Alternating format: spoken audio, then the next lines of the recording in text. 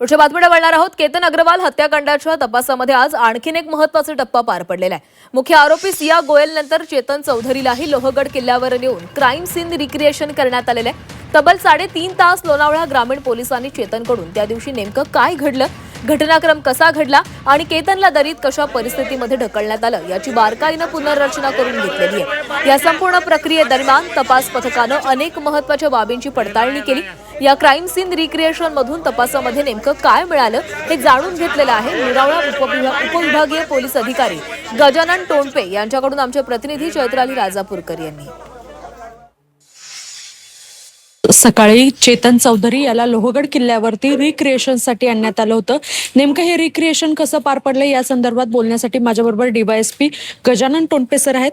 Sir, काय सांगाल, कशा पद्धतीने हे संपूर्ण रिक्रिएशन पार पडलं? आज आम्ही यातील जो आरोपी आहे त्याला घेऊन आम्ही लोहगडावर जी काही घटना झाली त्याचं क्राईम सीन रिक्रिएशन केलेलं आहे आणि आज सकाळपासून ते चालू होतं, ते आता संपलेलं आहे। अंदाजे 3-3.5 तास हे सर्व प्रोसिजर जे आहे त्यात चालू होती। त्या दिवशी जशी घटना घडली होती तो जिथे जिथे गेला होता त्या पद्धतीने आपण ती घटना आज परत एकदा तयार केली होती।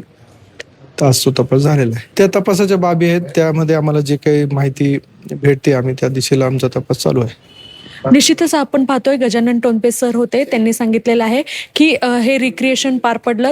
3 ते 3.5 तास तब्बल हे रिक्रिएशन जे आहे ते सुरू होतं। चैत्राली राजापूरकर, झी मीडिया, लोणावळा। आणि आज जे सीन रिक्रिएशन करण्यात आलेलं आहे त्या संदर्भातला आढावा देखील आमच्या प्रतिनिधींनी घेतलेला आहे, पाहूया। केतन अग्रवाल हत्या प्रकरणामध्ये आज चेतन चौधरी याला सकाळी 7:55 पोलिसांनी लोहगडावरती सीन रिक्रिएशनसाठी आणलेलं होतं। आपण जर पाहायला गेलं तर सकाळी 7:55 वाजल्यापासून ते 10:30 वाजेपर्यंत हे संपूर्ण रिक्रिएशन जे आहे ते लोणावळ्यातील लोहगडावरती पार पडलेलं होतं। या ठिकाणी ज्यावेळी ही हत्या करण्यात आली होती त्यावेळेला चेतन कशा पद्धतीने लोहगडावरती आला, तो कोणत्या रस्त्याने गेला, त्याचे हावभाव काय होते, त्याचप्रमाणे त्यांनी कपडे काय घातलेले याचं संपूर्ण गेट अनालिसिस जे आहे ते देखील पोलिसांनी या ठिकाणी केलेलं।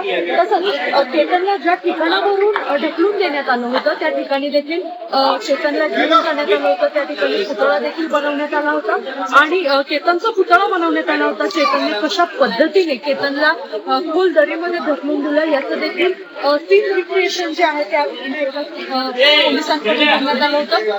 मागील काही दिवसापूर्वी सियाचं या ठिकाणी सीन रिक्रिएशन करण्यात आलं होतं, तर आज चेतन चौधरीचं हे सीन रिक्रिएशन करण्यात आलेलं आहे। त्यामुळे आता या संपूर्ण प्रकरणामध्ये काय नेमकं समोर येतं हेच पाहणं महत्वाचं ठरणार आहे।